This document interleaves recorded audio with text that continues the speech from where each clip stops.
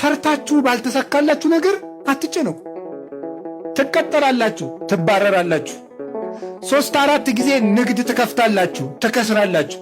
አትጨነቁ። አሁንም ሞክሩ፣ አይሳካ። በደስታና በሰላም ኑሩ። ጥራችሁ ባልተሳካ ነገር አትጨነቁ።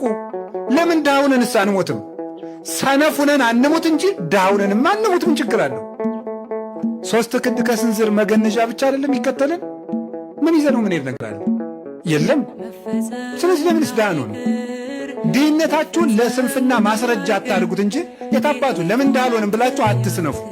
ሰርታችሁ ዳ ከሆናችሁ ግን እግዚአብሔር ይመስገን በሉ። እስኪ አንድ ጊዜ እግዚአብሔር ይመስገን በሉ። እግዚአብሔር ስሩ ነው እንጂ ተጨነቁ አላለም። እና አትጨነቁ። እኔ ከማን በልጬ ነው? አብርሃም በድንኳን እኮ ነው የኖረ።